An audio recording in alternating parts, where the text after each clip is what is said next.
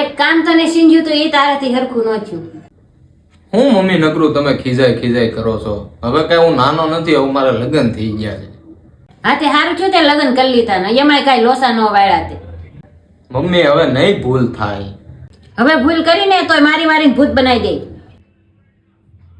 Gas bill ભરવા મોકલો, જીએબીએ bill ભરવા આવી ગયો એટલે ખબર ન પડે કે ગેસ બિલ ક્યાં ભરવાનું હોય. હા, એકવાર તપકીરનો લોટ લેવા મોકલ્યા, ચણાનો લોટ લઈને આવ્યા. તું બોલ માં નકર શું કરી લે? તારા કરતા એના વધારે બુદ્ધિ છે.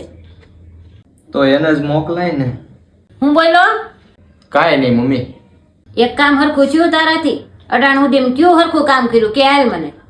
આની યાર લગ્ન તો કર્યા, એ સારું ન કર્યું. હું સારું કામ કર્યું? હે, હું કીધું મારે આ લગ્ન કરીને એને ભૂલ કરી એમ? ના બેટા, એ તો બોલાય નહીં કયો તો મને. આમ જો આપણને બેન બધાને પોતે દાંત કાઢે છે. હે, અમને બેન બધા આવીને તમને મજા આવે છે, અમારી મજા લ્યો છો એમ? ઉભા રહ્યો તો તમે. મારે હાટાની બે ઝાપટ મેં. પરિવારનું હરેક વ્યક્તિ જો હસી ખુશી અને મજાથી રહેશે ને તો પરિવારમાં ક્યારેય ઝઘડા નહીં થાય અને પરિવારના ક્યારેય ફાડા નહીં પડે.